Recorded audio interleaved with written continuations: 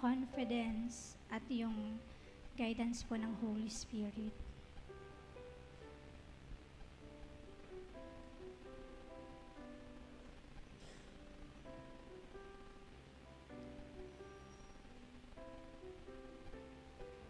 Ganoon din po, ipag-pray din po natin yung ating mga katabi. Specifically, banggitin natin sa Lord na personally ma-encounter po nila ang Panginoon. Na magkaroon sila ng excitement to worship God, to honor God ngayong umaga.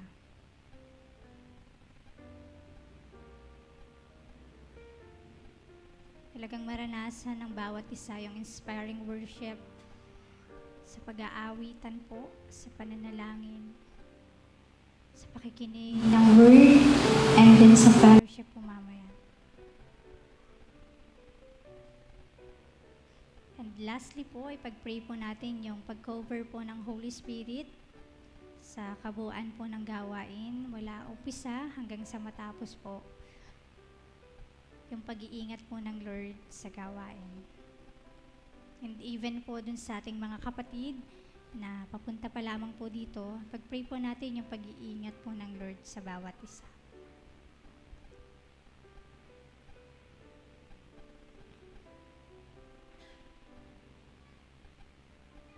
Tayo po ay manalangin. Dakilang Diyos, patuloy po kaming nagpupuri, nagpapasalamat po Panginoon sa inyo pong kabutihan, sa inyo pong kadakilaan, Panginoon, at ang inyo pong pagmamahal na unconditional love, O Lord. Thank you po, Panginoon, sa araw na ito, sa panibagong buhay, sa panibagong lakas, sa panibagong sigla, Panginoon, na binigay niyo, Lord, sa bawat isa. And ngayon pong umaga kami po ay narito, Lord, sa inyong tahanan, upang patuloy na i-honor po namin kayo, i-worship po namin kayo sa aming mga buhay.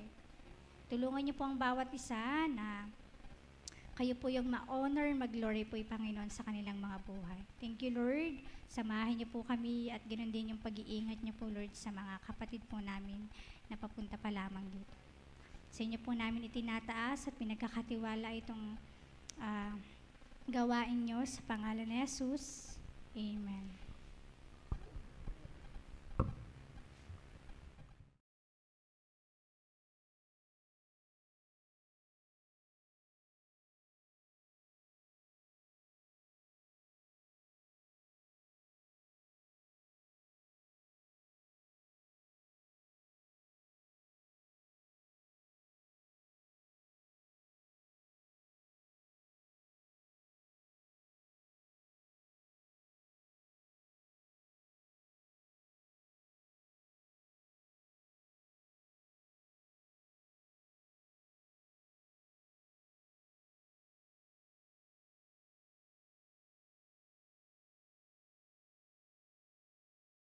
Yan, para po sa ating patuloy na pagpupuri sa ating Panginoon at tayo po ay aawit. Handa na po ba tayong umawit? Amen.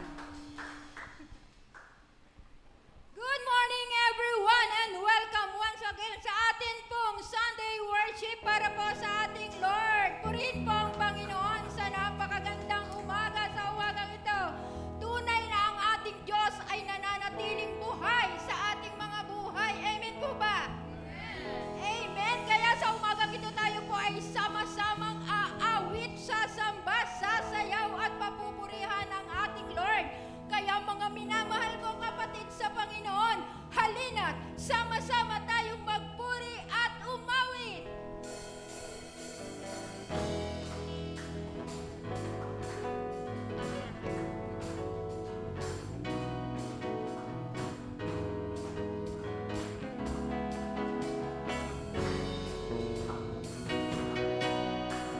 Halina't sama-sama, purihin natin siya.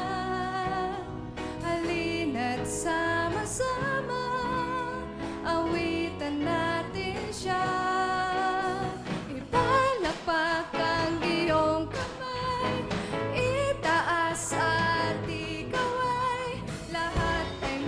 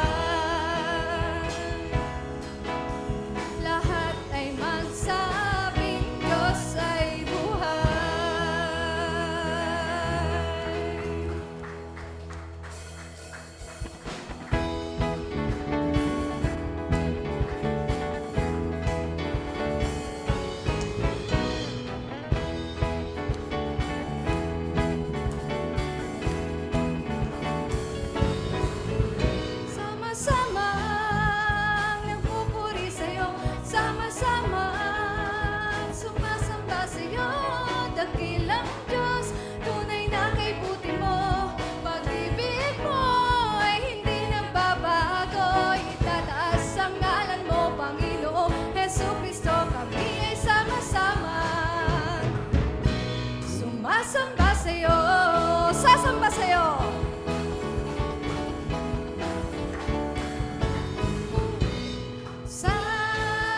Sasamba sa'yo. Sasamba sa'yo. Sasamba sa'yo. Sasamba sa'yo.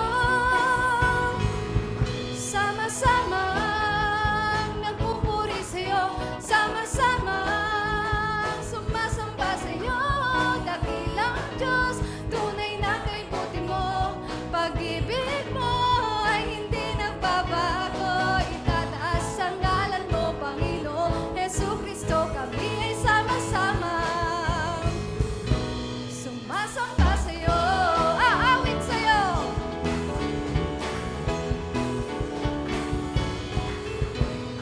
Aawit sa'yo.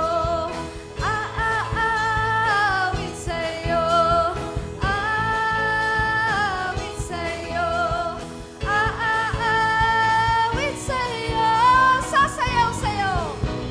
Sasayaw sa'yo. Sasayaw sa'yo. Sasayaw sa'yo. Sasayaw sa'yo. Sama-samang nagpupuri sa'yo. Sama-samang sumasamba sa'yo. Dakilang Diyos, tunay na kaibuti mo. Pag-ibig mo ay hindi nagbabago. Itataas ang ngalan mo, Panginoon Jesucristo. Kami ay sama-sama sumasamba sa'yo. Pagpupurihan ka.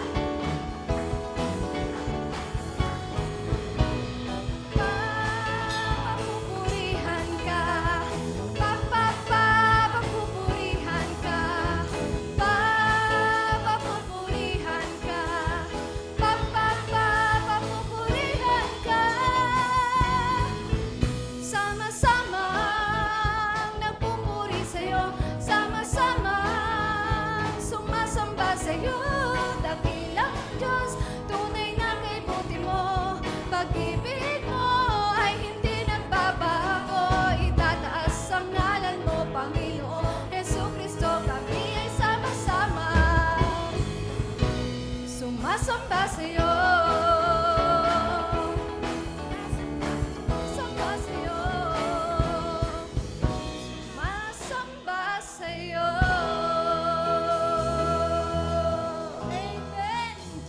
Pwede na po muna tayong makaupo.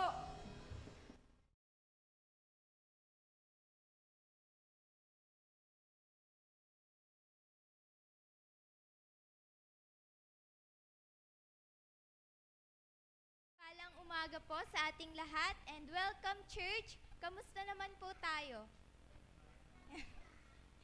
Yun. As we woke up today po, excited na po ba tayo na muli? Magkakasama naman tayo to worship the Lord? Excited po ba tayo? Yun, amen.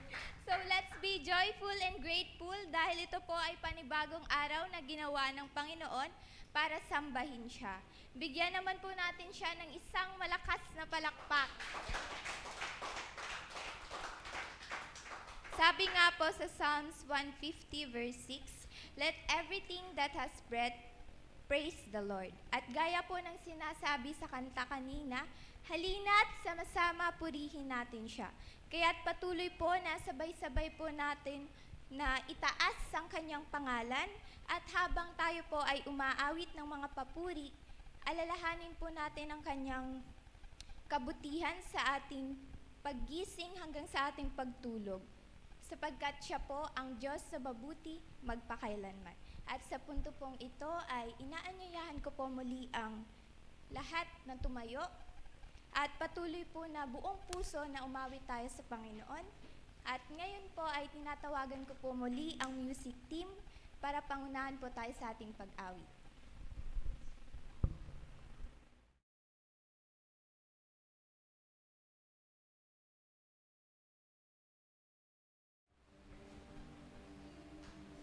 Let's continue to praise the name of our Lord.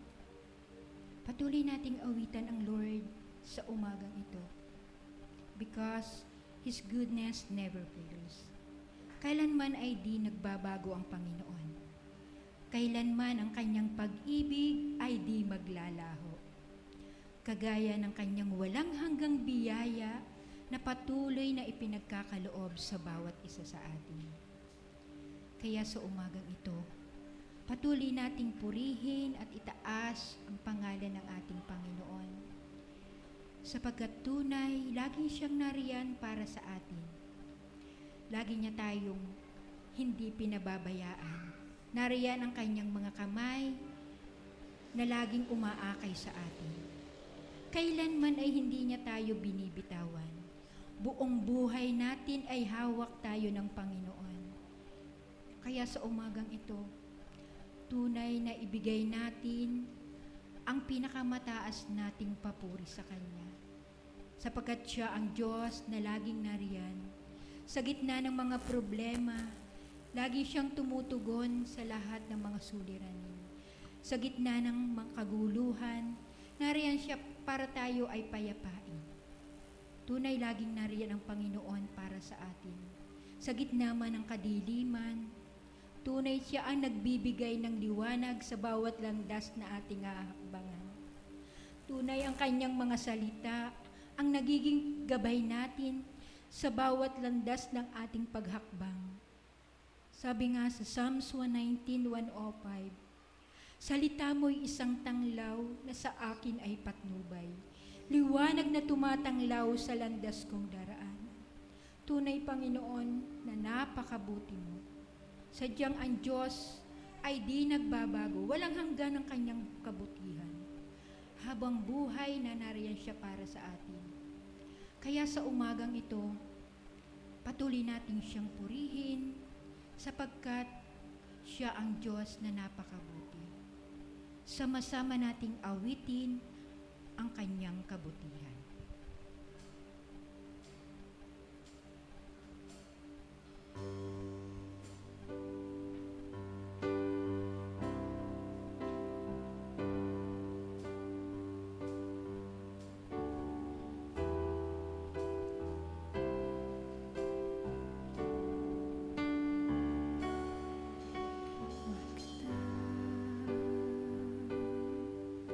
Ang hanggan ng iyong biyaya, buhay. Hawak mo sa iyong kamay, sa pagmula sa pag-ibig. Awitin ko ang kabutihan.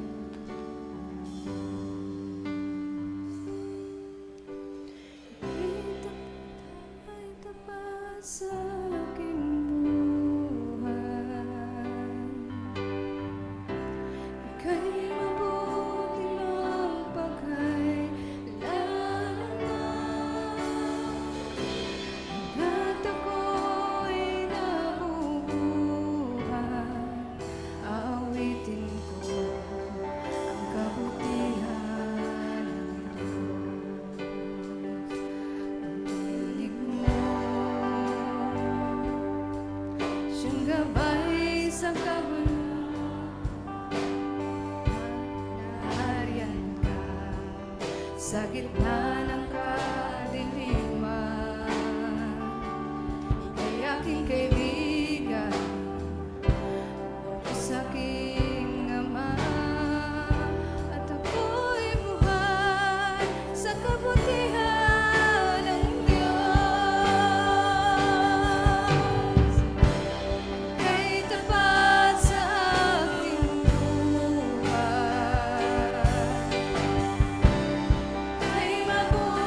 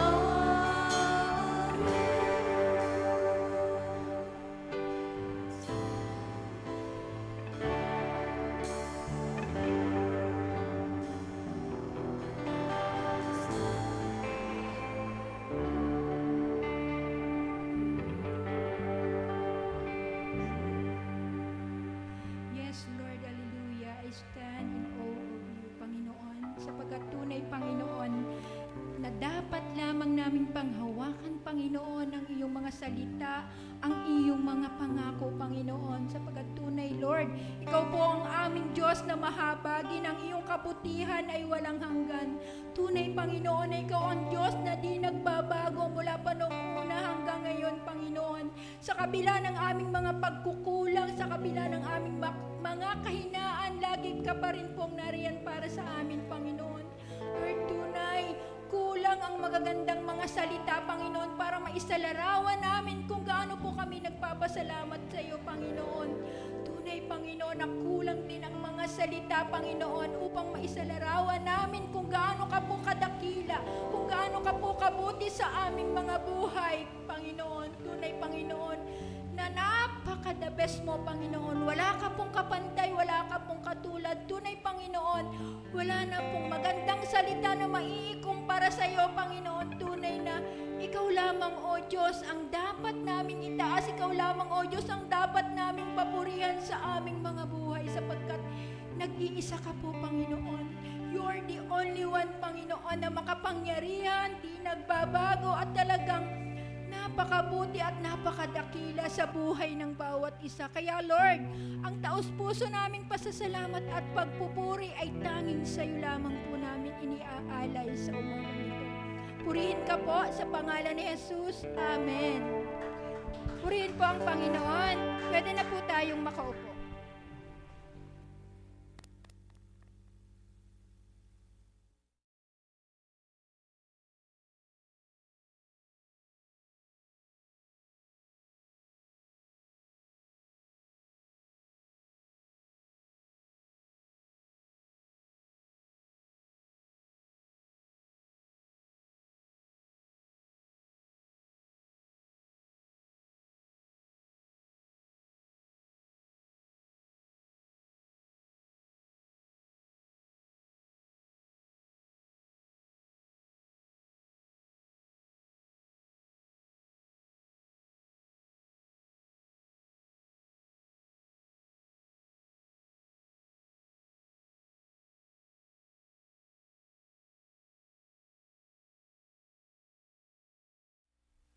Hello, mic test, mic test. Hello, mic test. Hello, mic test. Magandang umaga po sa inyo lahat. Tayo po idarako muna po sa ating communion. Ito po ay bilang pag-aalaala muli sa ginawa ng ating Panginoon. Ang una po ang ating ginagawa ay tayo po ay nagdadasal. Lumalapit po tayo sa Panginoon para ihanda ating puso. Hindi lang po ihanda ang ating puso, kundi humingi rin po tayo sa Panginoon ng anumang tawad sa mga nagawa nating pagkakamali upang sa ating pakikibahagi sa gawain ito, maging karapat-dapat po tayo sa kanyang harapan. Sige po tayo po mag-pray individually. Let's come to the Lord in prayer. Mag-pray po tayo. Tayo po ay lumapit sa Panginoon at ang Diyos ay hilingin natin ang maglinis sa atin.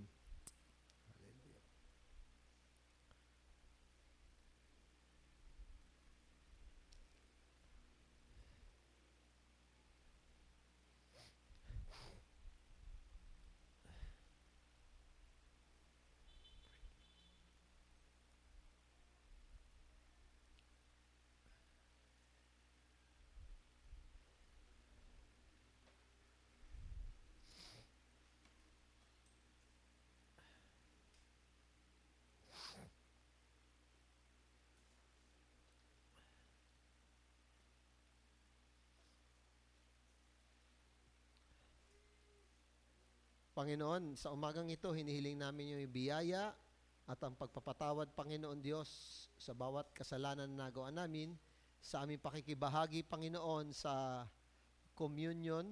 Dalangin po namin na kami po ay maging katanggap-tanggap sa inyong harapan. Ito po aming dalangin sa pangalan ni Jesus. Amen. Ito po muli ay pag-aalaala sa ating Panginoong Hesus na kung saan ibinigay niya ang kanyang buhay para sa katubusan po natin. Sinasabi po ng salita ng Diyos na ang tinapay ay nagsisimbolo po sa kanyang katawan na napako sa krus at ang saro naman po ay nagsisimbolo sa kanyang dugo para sa pagpapatawad po natin. Alam niyo po, ito po yung nagsimula nung yung huling gabi bago po si Jesus ay ipapako sa krus. So dito po ito itinatag kung saan ang sabi nga po niya, do this in remembrance of me. gawin niyo ito sa pag-aalaala sa akin. Kaya nga mga kapatid, sa pakikibahagi po natin ito po ay pag-aalaala po sa, alam niyo yung pag-ibig ng Panginoon at pagbibigay ng kanyang buhay para sa ating katubusan. Nagpapasalamat po tayo na talagang dahil po doon, nagbukas ng daan para tayo mga taong makasalanan ay makabalik muli sa Panginoon. Isipin niyo po yon. Dahil ang Diyos ay banal, ayaw niya ng kasalanan, so hindi niya tinatanggap ang kasalanan. Pero dahil alam naman niya tayo tao, kumbaga wala tayong kakayanan, bagamat ganun ang kanyang prinsipyo, siya po ay nagpakita ng habag at biyaya upang tayo po ay muling makabalik po sa Kanya sa pamagitan po ng kamatayan ng ating Panginoong Hesus. Kaya ngayong umaga, sa ating pakikibahagi po nito, ay habang isinusubo, kinakain po natin yung tinapay at iniinom ang saro, magpasalamat po tayo sa ginawa ng ating Panginoong Hesus dahil sa Kanyang pag-ibig, ito po'y paraan upang tayo po ay maibalik sa Kanya muli. Sige po. Hiling po natin. Sige, Kuya Leo, can you please help? Ayan, sige. Sige po. Sige po. Kuya Sherlan, pakitulong nga po. Ayan, sige.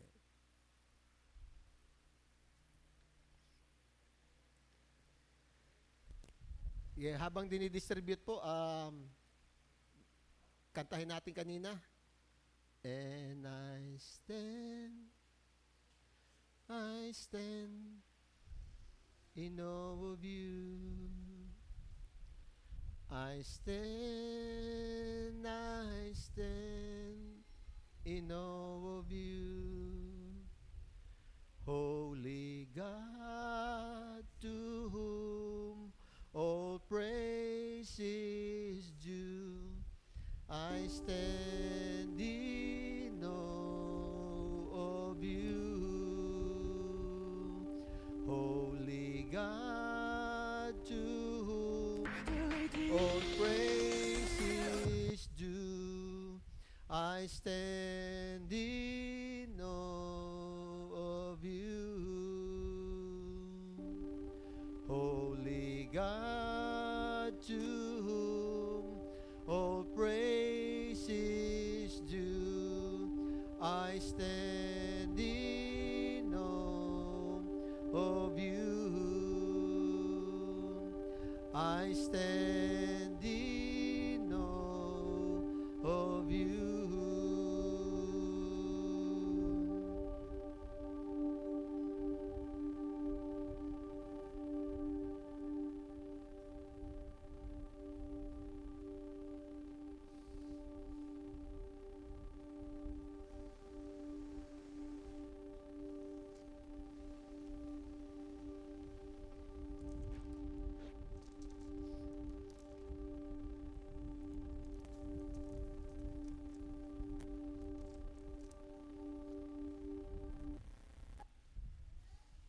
Sabi po rito sa unang Korinto, okay na po ba tayo?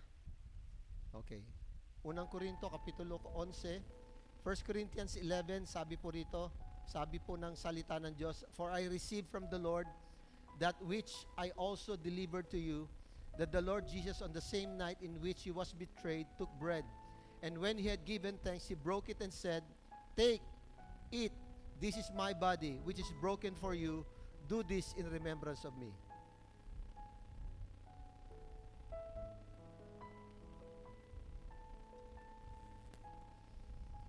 In the same manner, He also took the cup after supper, saying, This cup is the new covenant in my blood.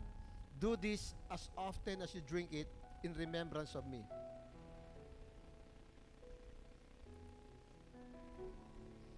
For as often as you eat this bread and drink this cup, you proclaim the Lord's death till He comes. Tayo po'y mag-pray.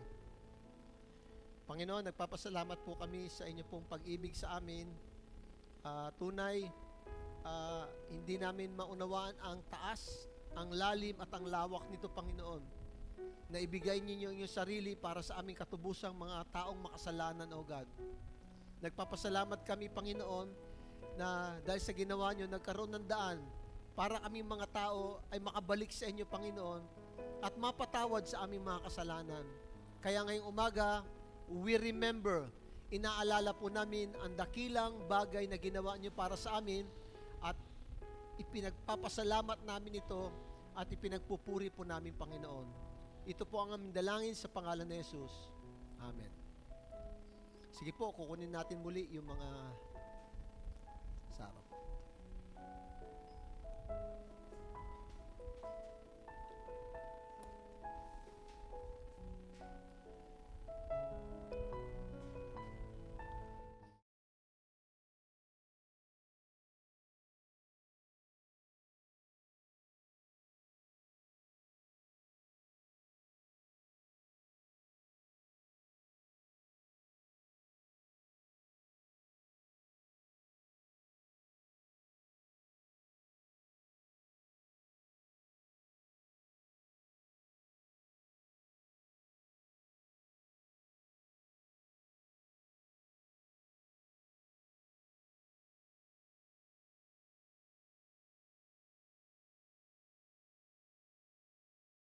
Po sa inyo lahat, dediretso na po tayo sa pag-aaral ng salita ng Diyos. Kita nyo po ba?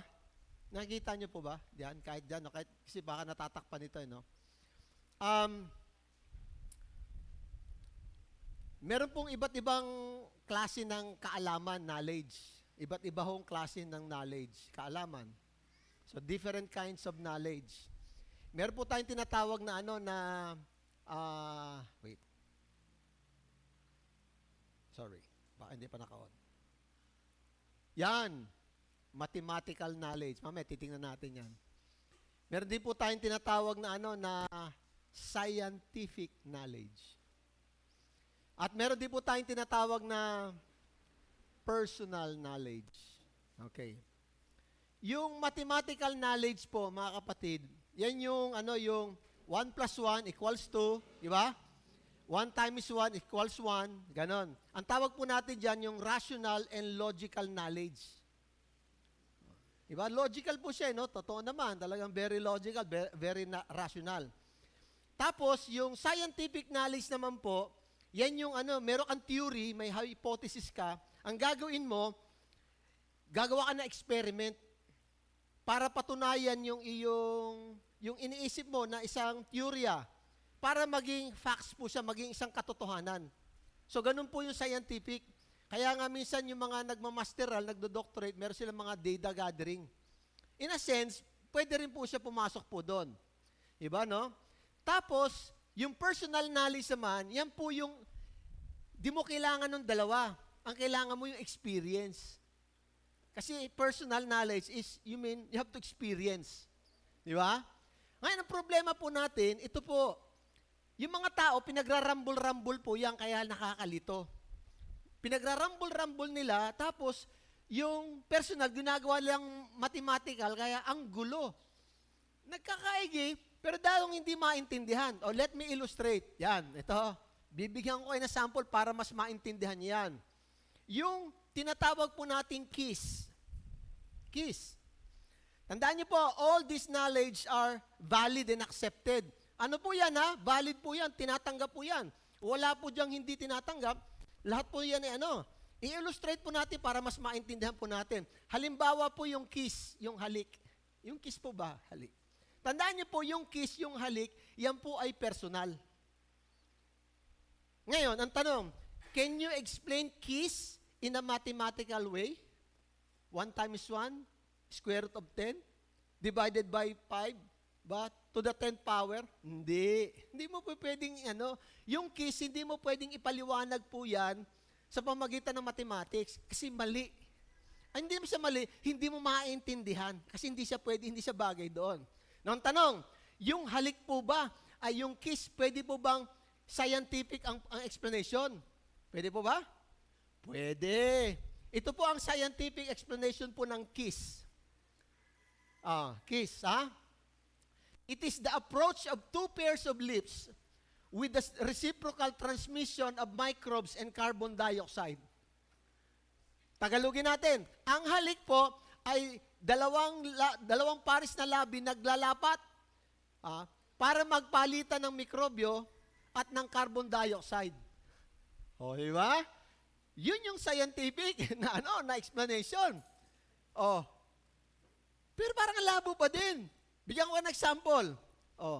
Bigyan ko ng example. Halimbawa, yung isang lalaki, asawa, kasal ito asawa niya, yung babae. Sabi nung lalaki sa kanyang asawang babae, aking mahal, pwede ba natin paglapatin ang ating mga labi para magpalitan tayo ng mikrobyo at carbon dioxide? Sige nga. Ano sasabihin ng asawa? Naluloko ka na ba? Ha? Ate Marie, pagkaganoon, anong gagawin mo?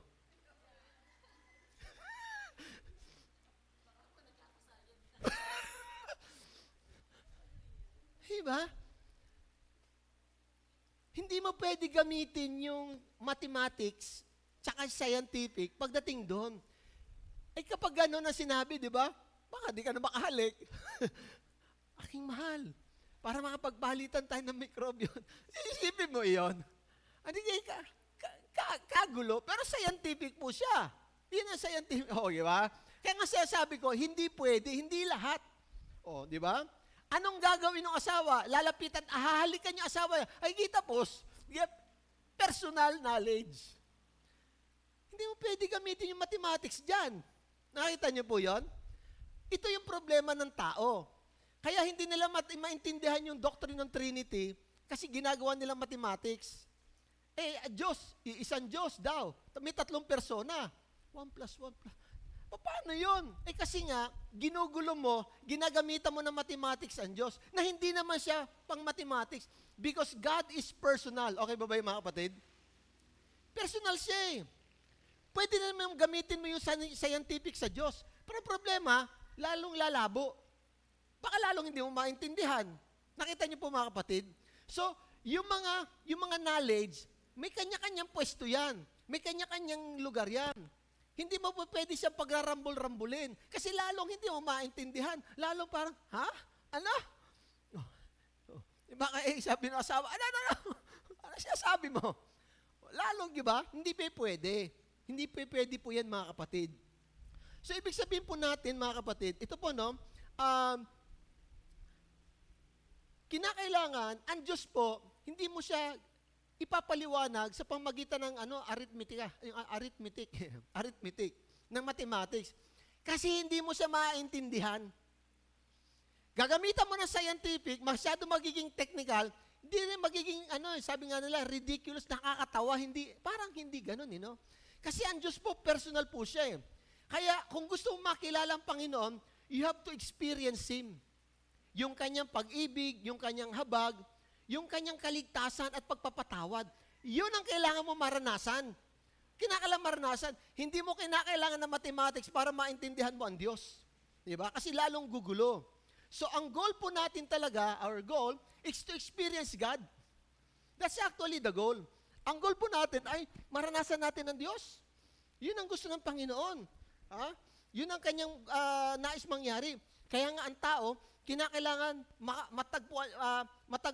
matagpuan siya ng Diyos, matagpuan niya ang Panginoon upang maranasan niya yung biyaya ng Panginoon. So ito yung So ngayon, bakit kinakailangan natin maranasan ng Diyos? Kaya natin gustong maranasan ng Diyos kasi gusto ng Panginoon baguhin yung ating pagkatao kasi makasalanan tayo. Ito lang ang paraan para mabago ang ating buhay. Yung pag naranasan mo siya, doon mo maintindihan, ay, ang Diyos pala ay mabuti. Iba, kinanta natin goodness of God pala yun. Yun pala yung Tagalog, goodness of God, yung kanina ang kinanta natin. Di ba? So, pinapakita ng Diyos para maranasan mo at para in return, tayo din, maging mabuti rin tayo kasi naranasan natin ang kabutihan ng Diyos. Now, ang goal, para ma-experience, pag na-experience mo ang Diyos, ay ito po. The goal of God, ito po yung goal ng Diyos talaga sa atin. Tayo po ay maging katulad ng kanyang anak na si Jesus. Tandaan niyo po mga kapatid. Tayo po ay maging katulad ng kanyang anak na si Jesus. Ang sabi po sa Romans 8:29, for those God foreknew, He also predestined to be conformed to the image of His Son. Sa Tagalog po yan, sapagkat sa mula pa'y alam na ng Diyos kung sino ang magiging Kanya. At ang mga ito'y pinili niya upang maging katulad ng kanyang anak. Mga kapatid, ito yung goal. Bakit gusto ng Diyos maranasan mo siya? Kasi para maging ano tayo, kawangis ni Jesus. Hindi ho kamukha, kasi wala namang mukha eh. Hindi physical po ito. This is more of character. Di ba? Yun yung kanyang goal. Kaya lahat ng ginagawa ng Panginoon sa atin, tandaan niyo po mga kapatid, ito po ay character development. Ang goal natin malimit, magkapera, yumaman. Hindi naman yun ang goal sa atin ng Diyos eh. Mali na mamali ka dyan.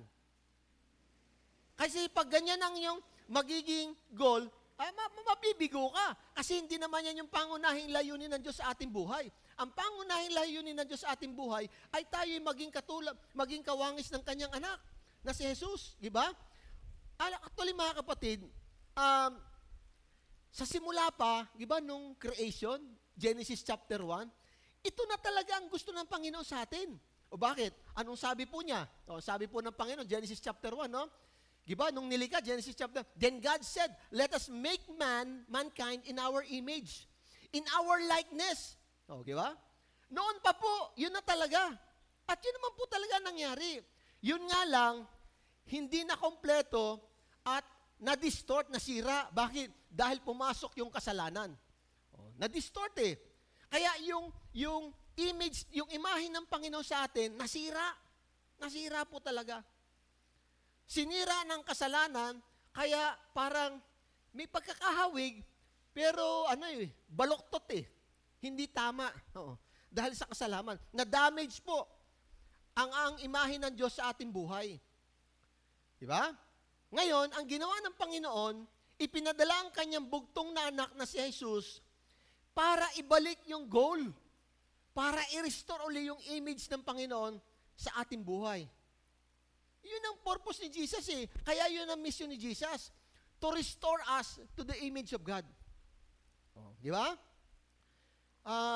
Ngayon po umaga, titingnan po natin, ano po ba yung 3 areas sa buhay po natin na gustong baguhin ng Panginoon para yung wangis ng Diyos ay makita sa atin. May 3 kasing areas eh. Ngayon, naririnig ko na po ito sa DepEd. Pero narinig ko na rin po ito bago pa sa DepEd. Narinig ko na ito matagal na. May 3 areas na kung saan ang education, ito daw yung goal. Okay. Meron po tayo tinatawag na cognitive. Ito yung sa pag-iisip, sa ating isipan. Cognitive po yun. Meron po tayong tinatawag na affective. Ito yung ating nararamdaman, emotion. At meron tayong tinatawag na responsive or adaptive. Ang tawag po nila sa dito ay psychomotor. Yung ginagawa, skills. Ito pong 3 ito, yung ating pag-iisip, yung ating emosyon, at yung ating ginagawa. Kaya daw ang tao daw ay tinuturuan, educate. Ano yun? Pinaaral para mabago yung kanyang kaisipan, yung kanyang nararamdaman, affective, at saka yung kanyang ginagawa. Actually po, ito pong 3 ito, ang galing napindot ko. Okay. So, napindot ko So, dito makita po natin na ito po yung mga areas na dapat isurrender natin sa Panginoon. Hindi ko yata napindot yun Okay. So, cognitive, isa-isa po natin cognitive. Ito po yung nakakaalala ka, nakakaunawa ka, you analyze. You grasp. Di ba kanina? Yung kanina kanta natin? Pag sabi mong grasp, yung nagets ko. Nagets ko. Yan. Yung inisip mo.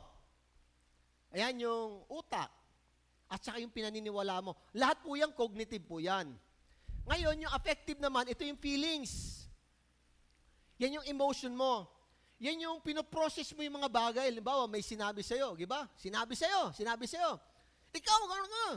So, pumunta muna sa cognitive, sa isip. Pinoprocess ng ng isipan hanggang sa napaiyak ka. Kasi masakit yung sinabi sa'yo eh. Yun yung processes. Di ba? Sino pinoprocess mo yun? Sinabihan ka eh. O kaya, maganda yung sabi sa'yo. Pumunta sa isip, naintindihan mo, natuwa ka. So, na-process po siya. Passion, nandyan yung ating Ito yung ano natin, yung drive, yung kumbaga ito yung gustong-gusto natin. Nandiyan din tatawag nating mood, 'di ba, no? Yung mood kanina kausap ko si Jenno sa maayos, mami hindi na. O, ibang mood na. Ganon. So iba-ibang mood. So that is unaffective. Yung responsive naman or adaptive, ito yung tatawag natin psychomotor, yan yung application. Yan. O, di ba? Ulitin natin. May sinabi sa iyo. Hindi maganda. Pinrosis ng isipan. Sabi, ininsulto ako noon. Nasaktan ka. Adigay, effective yun. Ano yung application? Gumanti ka ngayon. O, yun na siya. O, skills, doing, implementation, action, ayan na po siya. Ito po mga kapatid, itong tatlong ito, kapag yan ay nabago ng Panginoon, mababago yung ating karakter. Okay. Diba? So, titingnan po natin isa-isa po yan, no? Iyan po yung mga area na dapat nating isurrender sa Panginoon. Diba? So, yan, tingnan natin unang-una yung cognitive part. Yung cognitive part po, yan po yung ating pag-iisip. Okay. Ito po yung yung pangunawa mo eh. Ito yung kumbaga, ito yung mga pinaniniwalaan mo. Kaya minsan, nagtuturo tayo ng Bible, bakit ipinipilit pa rin niya yung gusto niya? Kasi, established na po yun eh. Matatag na, yun na. Isipin mo, kinalakihan na niya, ang tagal-tagal na niyang yun. Ganun ang kanyang paniniwala. Oh. Meron pong medyo, talagang mayaman sa Manila. Ang ginagawa po niya, yung mga badyaw po sa Manila, ay, nakipag-coordinate siya sa LGU, binigyan niya ng pamasahe isa-isa, dinala niya sa Mindanao. Nagtataka siya ng ilang buwan, nagbalikan ulit. Kasi ang problema, pagdating doon, hindi nila type yung trabaho. Yung babalik ulit siya, sisisid, magtatani, ayaw nila, mas gusto nilang mamalimos. Ang problema, hindi na sila kinukuha eh. Kasi nga ang nangyari, naka-establish na sa kanilang isip na ito na yung, ganito na kami. Ganun mga kapatid. So, ito pong pag-iisip natin, importante po yan. Kaya minsan, may mga tao, tinuturo mo, ay, hindi yan tama. Ay, ipipilit niya yun? Hindi. Di ba nag-relief tayo? Relief, no? Pinipilit niya, hindi, ito ang aking relihiyon. Nung una pa, narinig ko na yan eh. Abay, nung pangalawa, pagbalik namin, yun na ulit. Sabi ko siya, mag-pray na tayo aalis na. Pag-iisip mga kapatid, yung cognitive part. So, dito po dumadating yung yung paniniwala natin. Dapat po mga kapatid, maintindihan po natin, yung ating pag-iisip, ito, gusto ng Diyos ito i-control. Ang tawag po kasi natin dito, itatawag nating mindset. Yun na yung ganun na yung kanyang pag-iisip. Ganun na yung kanyang pag-iisip. Kaya nga, sabi ni Apostol Pablo sa 2 Corinthians chapter 10, tingnan nyo ha, 2 Corinthians chapter 10, sabi po ni Paul, no? For though we live in the world, we do not wage war as the world does. The weapons we fight are not the weapons of the world. On the contrary, sabi niya, no, they have divine power to demolish stronghold. A stronghold, ha? We demolish arguments. Arguments, ha? Mga argumento. Pretension that sets itself against the knowledge of God, and we take captive every thought. Sabi niya, inaaresto, hinuhuli nila ang bawat kaisipan to make it obedient to Christ. Alam niyo po sa Tagalog po ito, no? Sabi niya, ito ay sapagkat kahit na mamuhay kami sa laman, hindi kami nakikipaglaban ayon sa laman. Ito ay sapagkat ang aming sandata sa labanang ito ay hindi pantao, subalit ito ay makapangyarihan sa pamagitan ng Diyos na makapagbabagsak na matitibay na kuta. Kuta na po yan. Ibinagsak nito ang pag-iisip at bawat mataas na bagay na nagtataas sa kanyang sarili laban sa kaalaman ng Diyos. Dinadala nitong alipin ang bawat kaisipan patungo sa pagsunod kay Kristo. Mga kapatid, yung ating isipan, nagkukuta na po dyan. Kaya may mga tao, bakit parati kang negatibo? Kasi yung negatibo, nagkuta na sa buhay po niya. Talagang ang tawag po nila dyan, fortress, yung talagang nung panahon ng Hapon, anong tawag doon sa taguan nila, Kuya Jun? Hindi ko masabi na abutan mo, no? Pero ano yung tawag? Yung panahon ng hapon, yung ano. Oh, sige, Ate Marie, hindi ko masabi, ha? Hindi. Ha? Meron pa. Oh. Garrison. Oh, garrison. Tapos na doon yung mga makapili, yung may bayong na may mata, nagtuturo, ito, trader to. Pero hindi siya trader din naman. Hindi nga, nakabayong siya, may bukas lang yung mata, tsaka ilong. Oh. Ay, kita agad sa ilong. Kilala ko yun. Ay, ilong pa lang, di kita na. Oh. Di ba? So, garrison, nagga-garrison na. Yung mga kaisipan, kaya nga minsan, bakit may sakit ka? Ba't parati ka pa rin punta sa albularyo? Kasi nag-garrison na po sa kanya. Alam niyo po, ang tawag po niya sa English, stronghold. Yung mga bagay na ayaw mo naman, pero parang di mo mapagtagumpayan Stronghold na yon. Tingnan mo yung katabi mo, stronghold to. Nagkukuta sa buhay mo. Sa mga Pentecostal, ang tawag nila diyan, karga. Kung ka Pastor Robert pa, pinasusukan nila. Ganon ang kanilang doktrinang ganyan. Di ba? Garrison. Ang sabi ng Biblia, may mga kaisipan tayong mga baluktot. Dapat, ang sabi po, ang goal, sabi rito, dapat yan, sabi niya, una mapabagsak yan. Pag-iisip at bawat matataas na bagay na nagtataas sa kanya sarili, laban sa kaalaman ng Diyos. Grabe, mas ma-impluwensya pa ito kaysa sa Word of God. Mas ma-impluwensya pa yung kaisipan na yan kaysa sa Diyos. Matindi yan. Isipin mo yun. Grabe. Yun ang sinasabi yung mindset po natin, mga kapatid. Kaya kinakailangan yung ating kaisipan, yung ating iniisip, mga kapatid, yan ang humuhubog sa atin. Kaya nga sabi nila, kung ano ka daw sa isip, yung ka talaga. Kung ano ka sa isip, yung ka talaga. Kaya kung sa isip mo, yung bilib na bilib ka sa sarili mo, yung ka talaga. Hindi na kinakailangan pa, makikita na talaga yun. Kasi yung kaisipan natin, dapat yan mahubog ng Panginoon Kasi may mga tinatawag tayong thought pattern. Yung ating pag-iisip, meron siyang pattern na Pag may problema, alam na agad alam mo na agad ang magiging tugon mo Kasi naging ganun ka na Naggagarrison na yung kasalanan sa buhay mo. At ang goal po dyan, yung ganyang klaseng negatibong isip ay mapailalim sa Panginoon para siya mabuwag. Mga kaisipan na nagtataas, mas mataas pa kay Kristo. Di ba mas mataas pa. Ito po yung mga demonic thoughts, mga opinion, mga pangangatwiran, kay argument mga pangangatwiran ng mga sablay. Mga filosofiya. Bakit lahat naman gumagawa ng ganyan Isipin mo yun, yun ang nangangatwiran. Kung lahat na gumagawa, gagayahin mo sila, mali nga yun. Yan na, yung mga ganun po, Ito yung mga pananaw sa buhay, mga prinsipyo na sablay, mga sala naman sa salita ng Diyos. Kaya hindi mabago, kasi doon pa lang sa isip, talo na agad May kuta na agad ang kaabay. Kuta, ang tawag nila dyan, garrison, hideout, tanggulan, fortress, talagang grabe po yan. Pag sinabi mong, kasi nung panahon ng hapon, yung tinatawag na garrison, matitindi yan, talagang simentado, alam niyo yung Fort Santiago ba yan? Makita mo, ganon. May mga tore pa yan, kung sa mga kaharian, may mga tore, may nagbabantay sa taas. Ibig sabihin, pag may papasok dyan, papasok ang Panginoon dyan, hindi, sisibatin nila yan. Kokontrahin agad nila. Ganon, mga kapatid.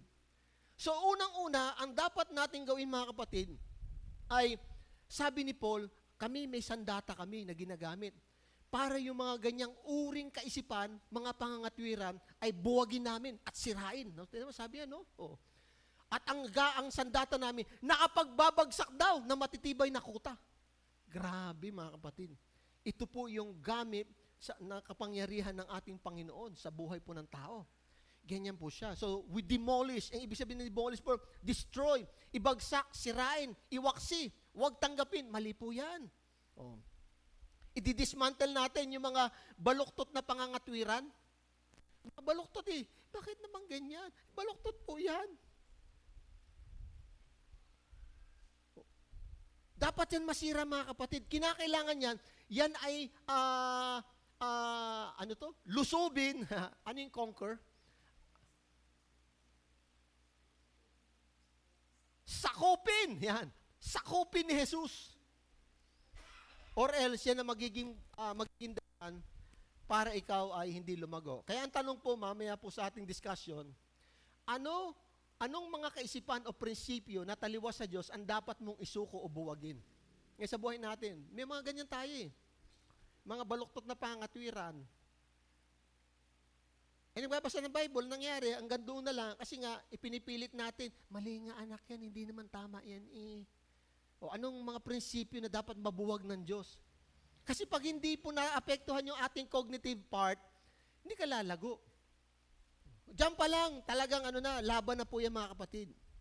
O. Diba? Sabi po ng Biblia, ano sabi ni Paul, anong ginagawa daw nila sa mga ganyang bagay? 2 Corinthians 10:5, ang salita ng Diyos version po yan, no? Ibinabagsak nito ang pag-iisip at bawat matataas na bagay na nagtataas sa kanyang sarili laban sa kaalaman ng Diyos. Dinadala nitong alipin ang bawat kaisipan patungo sa pagsunod kay Kristo. Dapat yung ating kaisipan, inaalipin natin kay Jesus. Ganon. Ibinabagsak po yan. Talagang hindi. Dapat durugin to. Ito'y maling pangatwiran. Maling opinion yan. Hindi yan tama. Hindi pwedeng ipilit yan kasi mali yan. Yan ay labag sa prinsipyo ng Panginoon. Kaya nga, ang gusto ng Panginoon sa atin, pinagbubulay-bulayan natin yung salita ng Diyos, binabalik-balikan natin. Para yung mga mali nating kaisipan, mabago siya. Kaya nga sa termo, ibinabagsak nito ang bawat pag-iisip. Alam niyo po paano po yan? Sa pamagitan po ng salita ng Diyos. Parang sasabihin mo, yun lang. Opo, makapangyarihan po yan. Makapangyarihan po yan. Dati po may Bible study po ako.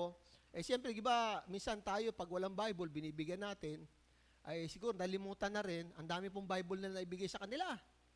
Minsan pumunta po ako doon ng gabi, yung bahay po nila, yung hindi pa tapos, yung may mga, yung hollow blocks lang sa taas, yung mga bukas-bukas. Pumunta po ako ng gabi. Sabi ko, ano ho yun? May mga nakasangat doon sa taas sa hollow block. Sabi niya, Pastor, Bible yan. Ha? Bakit may Bible yan? Para hindi pumasok yung mga demonyo. Sabi ko, hindi naman, nasa loob na eh. Nasa loob na.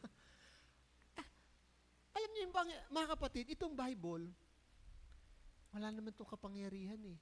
Yung iba nga, yung mga adik, ginagawa nga ito, tawag na RP. Alam niyo yan? Tawag na. Sige. Yung mga adik. Wala naman ito kapangyarihan eh. Alam mo kung saan ang kapangyarihan to? Pag ito binasa mo, pinaniwalaan mo at sinunod. Pero ito,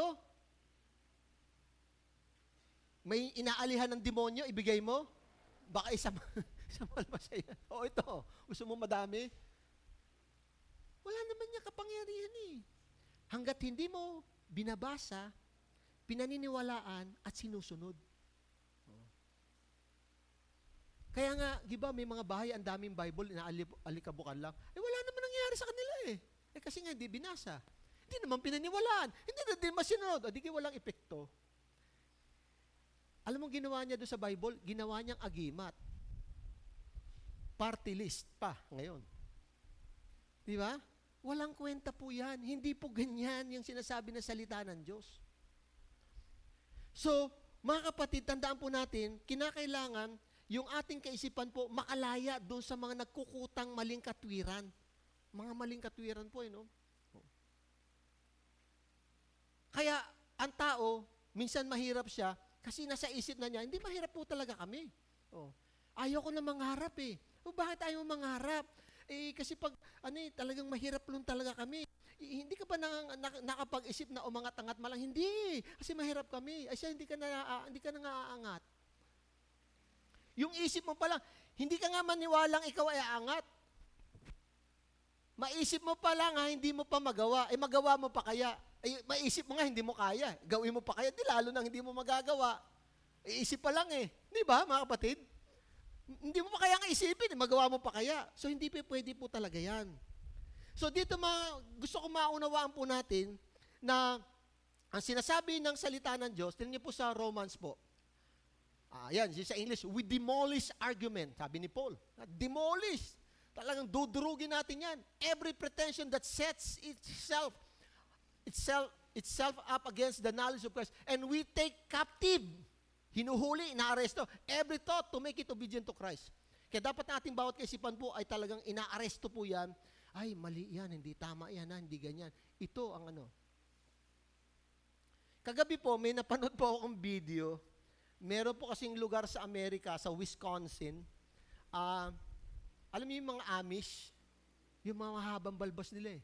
Tapos hindi sila nagkokotse, sila, mga nakakaritela pa rin. Mga backward sila eh. Tapos, may isang grupo, ang tawag yung Mennonite. Yung Mennonite po, mga Christian po yun. Grabe. So, yung nagbibideo, yung nagbablog, pinag-aralan yung buhay. Wala silang cellphone. Kaya maayos yung mga tao. Sila cellphone.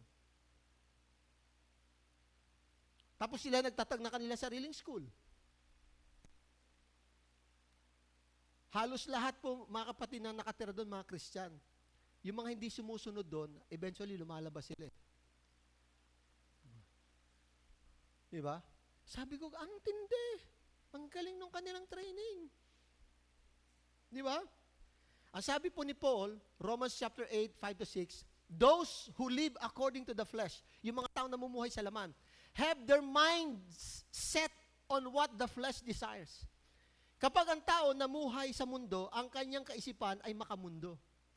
But those who live in accordance with the Spirit have their mind sets on what the Spirit desires. The mind governed by the flesh is death, but the mind governed by the Spirit is life and peace. Alam niyo mga kapatid, ito ang hindi nila alam na kapag ang isipan mo ay nasa mundo at sa kasalanan, ang dulo po niyan ay kapahamakan. Hindi pa siguro ngayon, pero eventually yun. Pero ang tao daw, ang kanyang kaisipan, inilagay niya sa Panginoon, ang dulo doon nun ay buhay at kapayapaan. Tama? Live according to the flesh. Have set their minds set on what the flesh desires. Gabi. Kaya yung ating isipan, tingnan natin kung saan ito nakatutok. Pag itihi po ito na bago ng Panginoon, ang sabi po diyan sa Tagalog, ang namumuhay ayon sa hilig na laman, walang pinapahalagahan kundi ang mga bagay na ukol sa laman. Tingnan nyo? Kasi doon siya nakatutok lang eh. Doon siya nakatutok. Alam niyo po, kasi ganito po yan grabe ang struggle natin sa isipan kasi meron tayong 3 S na kalaban. 3 S. Nagbigay nga kayo ng isang S. Kalaban natin. S, ha? Sarili. Yan. S, tama yun. Mayroon pa? Ha? Satan, pangalawa. Tama. Satan, Satanas, sarili. Ano pa? Ano pa ang pangatlong S? Ano? Sa tabi. Hindi ako, sa tabi. Katabi daw. Hindi, sa tabi. Hindi. Sistema, yung sistema ng mundo. System, world system. Yan 3 pong yan yung kalaban mo, yung sarili. Kalaban natin ito, sarili. Kala mo kumakampihan, hindi yan. O meron tayong makasalanan si Satanas, nadyan pa. Tapos, nadyan pa yung mundo. Grabe. Grabe mga kapatid. Yan yung Kaya ang sabi ng Panginoon, dapat yan maaresto yung mga yan. Dapat yan mahuli. At mabago mga kapatid. Di ba? So unang-una pong area ng ating buhay na dapat maranasan natin ang Diyos ay yung ating cognitive part. Pangalawa po mga kapatid ay yung tinatawag po nating affective. Ito yung emosyon po natin, yung pinag-uusapan natin, nararamdaman po natin mga kapatid. Importante po yan no? Ito po hindi lang gusto ng Diyos na nakaintindi tayo. Dapat madama din po natin.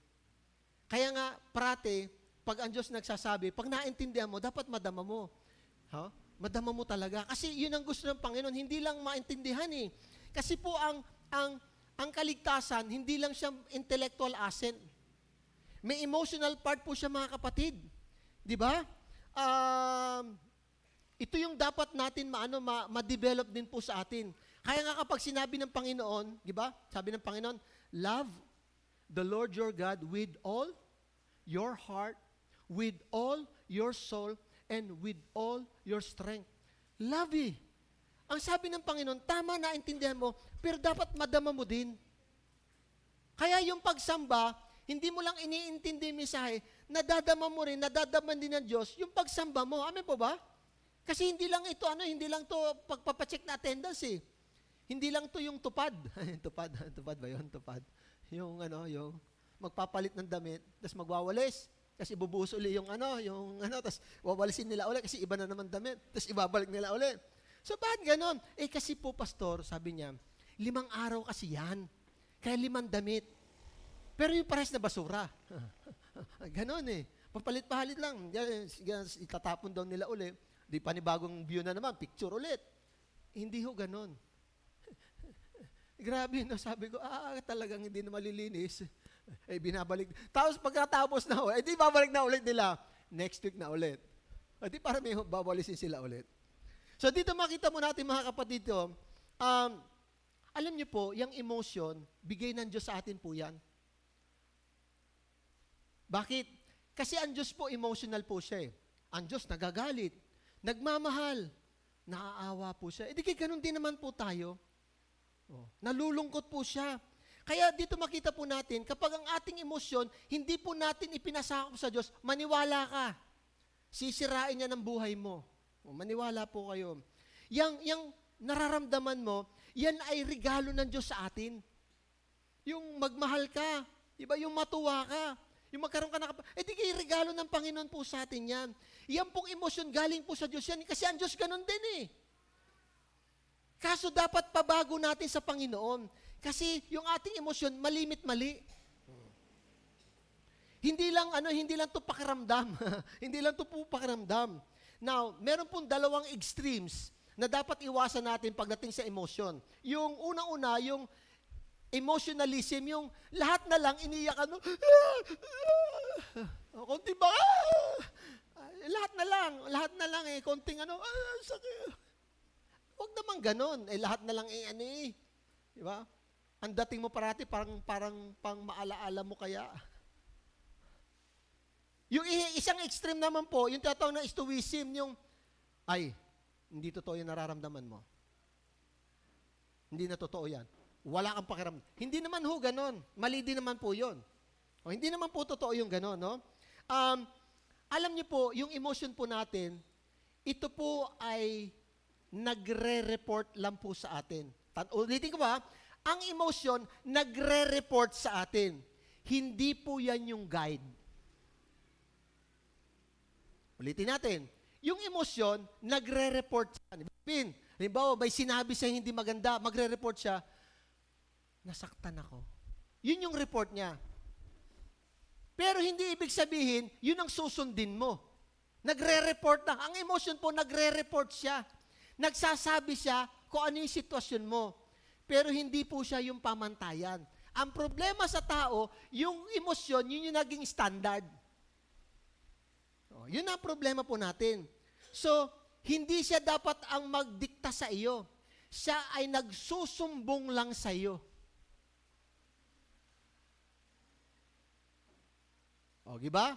Nakita mo yung crush mo, wow! Nagsumbong lang siya. Nagsabi. Pero hindi ibig sabihin, nahabulin mo. Hinahabol Hindi ganon. Nagsasabi lang siya kung ano yung sitwasyon mo. Pero hindi dapat siya ang nagdidikta sa gagawin mo. Mali. Kaya nga sabi ng Panginoon, the most important one, answered Jesus, is this: Hear, O Israel, the Lord our God, the Lord is one. Love the Lord your God with all your heart, all your soul, all your mind, and with all your strength. Sa Tagalog po yan, sumagot si Jesus, ito ang pinakamahalagang utos. Pakinggan mo, Israel, ang Panginoon na ating Diyos, siya lamang ang Panginoon. Ibigin mo ang Panginoon mong Diyos ang buong puso, buong kaluluwa, buong pag-iisip, at buong lakas. Ito po, emotions make terrible gods. Kapag ang tao, ang sinusunod niya yung kanyang emosyon, grabing Diyos yan. Aalipinin ka niyan. Kaya ang tao, punong-puno ng galit. Di ba, no? Punong-puno siya ng galit, punong-puno siya ng inggit, punong-puno siya ng sama. Kasi ginawa ng Diyos niya yung pakiramdam niya. Tandaan niyo, ulitin natin, yung pakiramdam mo, nagsasabi lang siya ng sitwasyon mo. Pero hindi siya ang dapat sinusunod. Nagsusumbong lang siya sa iyo. Oh. Nagsasabi siya. Pero hindi siya yung pamantayan. Kaya kapag ang emosyon mo, ginawa mong pamantayan, maniwala ka. Ako, grabe. Sakit ng ulo ang aabutin natin yan. Tayo pa naman sa panahon natin yan, we live in a world of emojis daw, diba, no? Konting ano lang, may nakaganon, may grabe nga, ano agad, may reply agad no? Di ba? Madali tayo ngayon Oh, ganun agad tayo ganun po no? Oh. Now, kaya po yung ating nararamdaman, dapat yan, hindi lang yung ating pag-iisip, yung ating nararamdaman, dapat yan po ay pinapasako po natin sa Panginoon. In fact, ang sabi nga ni Paul sa Romans chapter 6, sabi po niya, no? But thanks be to God that though you used to be slaves to sin, sabi niya, alipin kayo dati ng kasalanan, you have come to obey from your heart. Tignan mo ha? Yung obedience pala, pwedeng talagang nararamdaman mo yung pagsunod mo. From your heart. The pattern of teaching that has now claimed your allegiance. Pwede pala yung pagsunod mo, yung talagang alam mo, may talaga sa puso mo. Hindi, ito, totoo po, ito talaga ang aking Pwede pala po yun Oh. Pero hindi po yan ang standard. Kasi hindi naman palagi na may nararamdaman ka Oh. Kasi, tandaan niyo po, yung ating emosyon, pabago-bago yan. Masaya ka ngayon, mamaya, hindi na. Oh, parang may panahon may panahon na malungkot, parang ayoko lang magsimba ngayon. Bakit? Makulimlim. Oh, hindi yan. Nagsusumbong lang siya na ganon. Pero hindi dapat siya ang magdidikta sa'yo. Kaya hindi po siya ang standard po natin mga kapatid. Pero dapat natin gamitin po siya. Dahil po tayo ay makasalanan, yung ating mga emosyon po ay naapektuhan din. Kaya grabe, pinaglalaro ko ng Satanas yung ating mga emosyon, yung mga nararamdaman po natin. Grabe, may access po siya dyan. Ay, nako, ito pala ay yung mahilig mag-emote. Di ba, no? Ito matindi ito. Dali niyan. Oo. Kaya maraming tao po, maraming Christian, pagdating na sa emosyon, bumabagsak na siya agad. Ay, nasumunod sa Diyos hindi na siya sumusunod Bakit? Kasi, yun ang sinunod niya Mali na Yun ang naging standard niya Di ba? Yun ang naging standard niya Kaya dito mga kapatid, dapat tandaan po natin, yung mga emosyon po natin, dapat mapasakop po natin yan sa Panginoon. Pag hindi, talagang tayo po ay gagawing alipin po niyan. Una-una, ano yung unang bahagi ng ating buhay na dapat masakop ng Diyos? Ano una? Yung cognitive part, yung ating kaisipan. Pangalawa, yung affective, yung ating nararamdaman. Pangatlo po ay yung responsive, yung adaptive po, yung tinatawag po natin psychomotor. Ito po mga kapatid ay tandaan po natin, ito sabi ni Rick Warren, never make a permanent decision based on temporary feelings. Ayan. Oo. Hindi po pwede kaya kasi yung nararamdaman mo, hindi po siya ang standard. Hindi parating ganyan. Di ba? So, pangatlo po, ayan na. Yung pangatlo po ay yung responsive part, yung tugon po natin. Ang tawag po natin dyan, yung application o tsaka yung obedience. Ito po yung ito po yung pinakamahirap na parte sa lahat Naintindihan mo, nahamon ka talaga Nahamon ka Pero bakit parang di naman na-apply? Yun yung problema. Kasi ang problema po natin, na intindihan natin, nadama natin yung pangangailangan, ang problema, hanggang doon lang. Walang implementation. So dito lahat tayo nagkakaproblema palagi. Nalaman mo, naintindihan mo, hindi ka naman sumunod. Ito yung pinakamahirap na bahagi. Yung application. Application is when you take the truth of God and apply it to your life. Kaya nga si Satanas, wala siyang pakialam kung nagbabasa ka ng Bible, nagdi-devotion ka. Wala siyang pakialam doon. Wala siyang dyan. Ang kinatatakutan niya, hindi yung nagbabasa ng Bible, kundi sumusunod sa Bible. Yun, doon siya natatakot. Pero yung nagbabasa, wala. Kahit marami ka pang Bible sa bahay. Hindi siya diyan hindi siya natatakot diyan. Ang kinatatakutan niya yung mga tao sumusunod sa salita ng Diyos. Ano sabi ni Jesus? John chapter 13. Ito yung naghugas ng paa si Jesus sa mga disciples. Ano sabi niya, no? When he had finished washing their feet, sabi po ni Jesus. Titingnan ko kung may Tagalog ako. Wait. Ay, wala. He put on his clothes and returned to his place. Do you understand what I have done for you? Naintindihan po ba niyo aking ginawa sa inyo? He asked them. Sabi niya, tinatawag niyo akong guro at Panginoon. Sabi niya, tama yon. Kasi talagang ako talaga ay guro at Panginoon niyo. Pero sabi niya, now that I, your Lord and teacher, have washed your feet, you also should wash one another's feet. Sabi niya, kung ako'y nagpakumbaba, dapat magpakumbaba din kayo. I have set you an example that you should do as I have done for you. Katulad ng ginawa ko, dapat yun ang gawin nyo. Very truly, I tell you, no servant is greater than his master, nor is a messenger greater than the one who sent him. Verse 17, tell nyo ha, now that you know these things, you will be blessed if you do them. O, diba? Sabi po niya, no? Ngayon, alam nyo na ito. Pag ginawa nyo, pinagpala kayo talaga. Kayo pinagpala kayong tao. So, hindi lang po to mental exercise, mga kapatid. Ito po yung parte na kinakailangan po natin.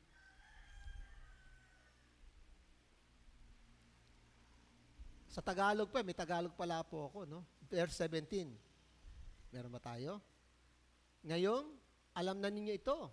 Pinagpala kayo kung ito'y gagawin ninyo. Wow. Diba, no? So, it is not just knowing. It is not just feeling. It is applying. Ha? Ito po yung kailangan po natin. Ang sabi po ng James chapter 1 verse 22, be doers of the word and not hearers only, mga kapatid. So, ngayon pong umaga, may 3 bagay na dapat maapektuhan ng Panginoon sa ating buhay. Unang-una po yung ating isip. Nagkukuta po yung ating kaaway po dyan, hindi lang natin alam. Pangalawa, nagkukuta ang ating kaaway doon po sa ating mga nararamdaman. At pangatlo po, nagkukuta ang kaaway natin doon sa ating mga disobedience, sa hindi natin pagsunod. Ipag-pray po natin na, Lord, tulungan niyo po yung aking cognitive part, yung aking kaisipan, yung aking emosyon, at yung aking skills, yung aking action, ay ipasakop ko po sa inyo. Inilarawan nila si Jesus parang nasa kotse. Nakasakay ka sa kotse. Si Jesus nasa kotse. Ang tanong, kung parehas kayo nakasakay sa isang kotse ni Jesus, sino ang driver? Ayan ang tanong, sino nagdadrive? Meron po yan. Nagdadrive ka. May nagdidikta. Ba't ka lumigo dyan? Ayan, ganon eh, no? May ganon eh, no? Sinabi ko, huwag ka nang dumaan dyan. Ayan, may ganon eh. Yung medyo may nagdadrive, nakikialam. Oh. Masama ang loob eh. Di ba? Nagdadrive, may nagdadrive. May nagbubulong sa'yo. Bakit ka lumigo dyan? Sinabi ko na eh. Hindi ba ganon? So, ang tanong, sa sasakyan po natin, nasaan ka at nasaan si Jesus? Pwede rin man siya nasa kotse talaga siya nakasakay. Kaso nasa backseat. Nasa likod lang siya eh. Ikaw pa din nagmamaneho. Pwede naman talaga, nasa likod lang talaga siya eh. Pinanunood ka lang niya eh. Pwede rin naman siya nagmamaneho. Kaso nung ginagawa mo, nangingialam daw. Nangingialam. Magaling na driver. Ay, nangingialam eh. Di ba? Nangingialam. So ngayon pong umaga, ito po yung bagay na dapat pag-isipan po natin para mabago ang ating buhay. Una-una po yung ating cognitive, yung ating pag-iisip, yung ating nararamdaman, at yung ating action. Pray po tayo mga kapatid. Panginoon, kami po ay lumalapit po sa inyo. Ang prayer ko po, Panginoon, na yung aming kaisipan, kung ano man yung mga nagkukuta na dito na mga maling pangangatwiran, maling prinsipyo, hindi tama, Panginoon. Pero ito yung aming ginagawa pa rin eh. Kasi yun yung nasusunod, Lord. Inihiling ko po, Panginoon, na ito po ay ma-demolish, ma-dismantle, Panginoon. Madurog ito, Panginoon. Mawasak ito, Panginoon. Maging yung aming emosyon na malimit, Panginoon, ito yung nangunguna. Hindi namin alam na ito pala ay nagsusumbong lang. pero hindi nagdidikta. Ang nangyari po sa amin, yung emosyon naman po ang nagdikta na. At higit sa lahat, Panginoon, yung aming ginagawa. Inihiling ko po, Panginoon, talagang kami po humihingi ng awa sa inyo sa kapangyarihan ng Banal na Espiritu. Baguhin niyo, Panginoon, ang aming pag-iisip. Baguhin niyo po, Panginoon, yung aming mga nararamdaman. At Panginoon, maging yung aming gagawi, mabago din, O God. Kung sakasakali, Panginoon, may mga kaisipan kami hindi tama, nakita namin hindi tama, dalangin namin, hindi po ito ang maging pamantayan namin, O God. Balik po kami sa iyong salita. At kung kami may nararamdaman na hindi na rin tama, Panginoon, dalangin po namin na baguhin niyo po ito at ipasakop sa Panginoong Hesus. At yung mga gawa po namin na hindi rin tama, hinihiling ko po, tulungan niyo po kami na mabago ito, Panginoon. Salamat, Panginoon, tunay, buong buhay namin, Panginoon, naging mabuti kayo. Your mercies never fail us, O God. Hindi talaga niyo kami pinabayaan, hindi tumigil ang iyong habag sa amin at awa. Salamat, Panginoon. In Jesus' name we pray. Amen. Salamat po. Good morning.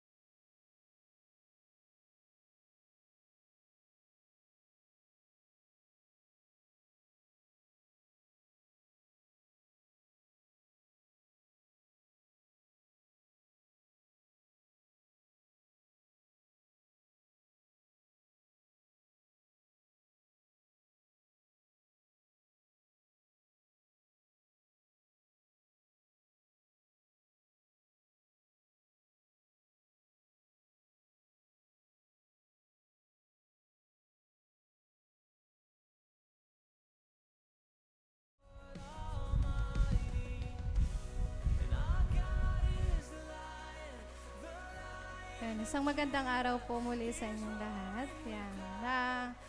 Bago po tayo magpatuloy sa pagbibigay, nais ko pong pasalamatan ang ating Panginoon sa biyaya at pag-ibig niya. Talagang tunay po na napakabuti ng ating Panginoon. At alam ko po na ang bawat isa ay nakakaranas ng biyaya at pag-ibig ng ating Panginoon. Kaya sa pamamagitan po ng ating pagbibigay sa Diyos, maipakita po natin ang ating pasasalamat at pananampalataya. At sa pagbibigay po, ito po yung isang paraan ng ating pagpapakumbaba at pag-aalay ng ating sarili sa kalooban ng ating Panginoon. Sabi nga po sa Lucas 6:38, magbigay kayo upang bigyan din kayo ng Diyos. Ibabalik sa inyo ng sobra-sobra at umaapaw ang ibinigay ninyo. Sapagkat kung paano kayo magbigay sa iba, ganon din ang pagbibigay ng Diyos sa inyo. At sa 2 Corinto 9:7, ang bawat isa'y dapat magbigay ayon sa sariling pasya, wag maluwag sa loob at di napipilitan lamang, sapagkat ang ibig ng Diyos ay kusang pagbibigay. Kaya tayo po ay manalangin. Aming Diyos na makapangyarihan sa lahat, una po kami po ay nagpupurit, nagpapasalamat, Panginoon, sa iyong biyaya at pag-ibig, Panginoon, sa bawat isa. Salamat, Panginoon, sa bawat tulong niyo po, Panginoon, sa amin. Talagang kayo po nariyan at di niyo po kami pinababayaan, Panginoon. At dalangin ko rin po, Panginoon, patuloy niyo po kaming tulungan at i-bless niyo po, Panginoon, ang bawat isa, ang aming mga pinagkakakitaan, Panginoon, at kung kami man, Panginoon, ay may negosyo, Panginoon, sa mga nagtatrabaho, sa mga nag-aaral, Panginoon, inyo po silang pagpalain, Panginoon. At dalayan ko po, Panginoon, ang bawat salapi na aming malilikom, Panginoon, ay magamit lang, Panginoon, sa iyong gawain, Panginoon. Talagang pagpalain niyo po ang church na ito, Panginoon. Marami pong salamat at lahat po, Panginoon, ay pinagkakatiwala po namin sa iyo. Purihin ka po sa pangalan ni Jesus. Amen. Maaari na po tayong magbigay.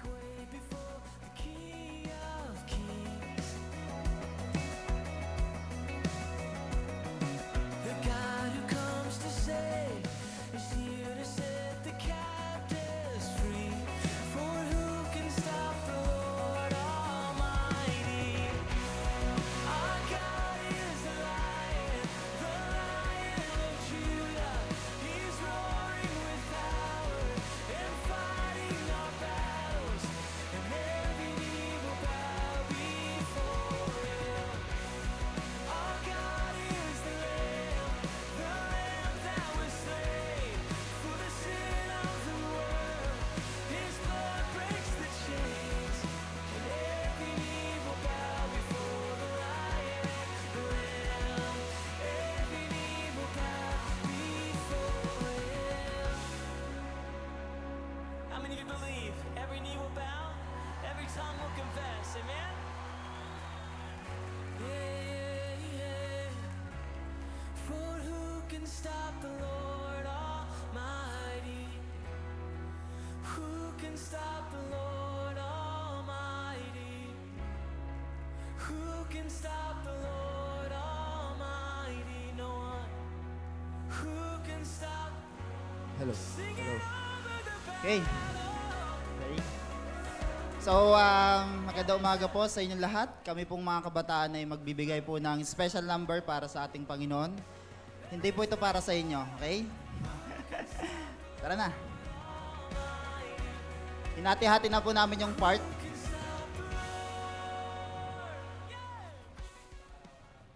Ito na po yung third generation po ng church. Kaya mahalaga po yung ministry po ng children. Okay? At tayo po ay nangangailangan pa rin ng teacher po sa kanila. Okay? Pray muna tayo. Sige po. Yung part natin Okay. Ang part ko po ay Juan 14:6.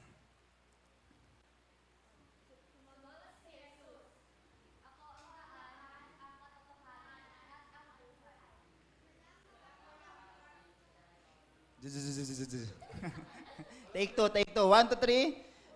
John 14:6.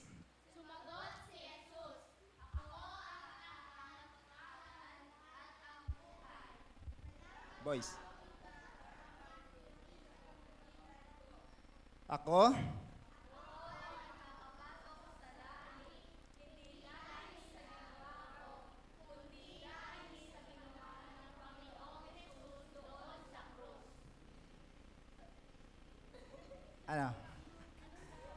Ang papuri ay para sa Panginoon. Tapos sabay-sabay tayong babaw. Last na practice na to Okay, 1, 2, 3, bow. Ayan, isa pa. 1, 2, 3, Juan 14:6.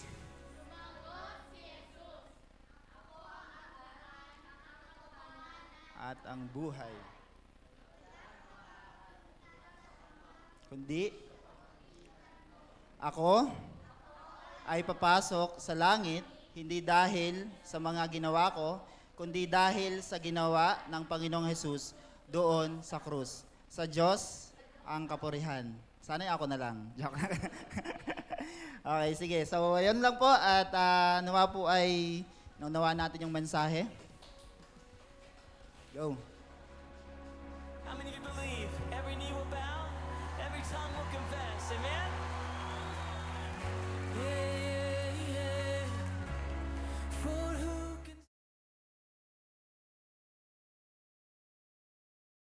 Lahat at talagang salamat sa Panginoon. Tama, third generation na po yun. Pag-pray natin sila. Tayo po yung mag-pray.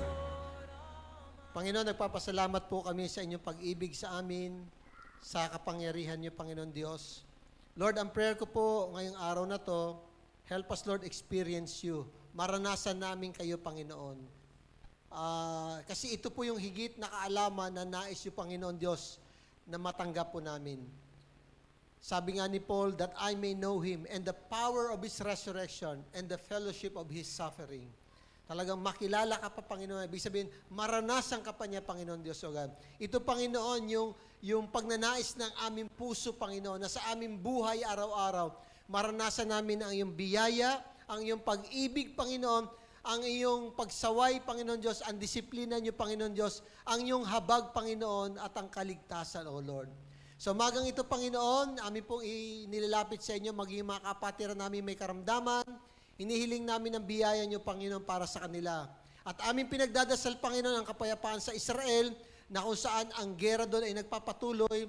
Let there be peace in Jerusalem, Lord. Ito po yung lugar ninyo, Panginoon, na kung saan, Panginoon, ginamit niyo yung mga taong ito para ipanganak ang aming tagapagligtas at magmula doon, Panginoon, ang kaligtasan. Panginoon, aming itinataas din sa inyo ang aming mahal na bansa.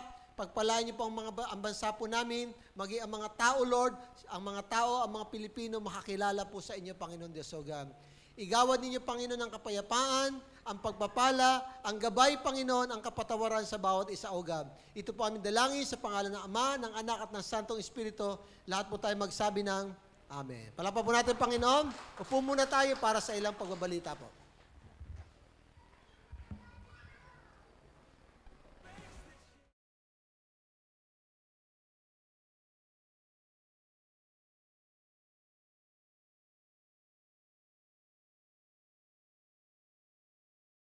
At sa punto naman pong ito ay dadako na po tayo sa ating mga announcement. Pero before that po, batiin po muna natin ating mga birthday celebrant. Kahapon po ay nagdaas ng kanyang birthday si Irish. Irish Esteban po. And ngayon naman pong darating na Lunes, magbe-birthday po si Kuya Brent Bautista. At sa Martes naman po ay si CJ Urbina. Happy birthday po sa ating mga birthday celebrant. At para naman po sa ating mga prayer meetings, every Tuesday po dito sa TMIT Pass, every 4:30 p.m. And Wednesday naman po sa St. Vincent Phase 2 Bantilan, every 4:30 p.m. din po. And every Thursday, 4:30 p.m. din po sa Sitio Calbasan, Tipas naman po.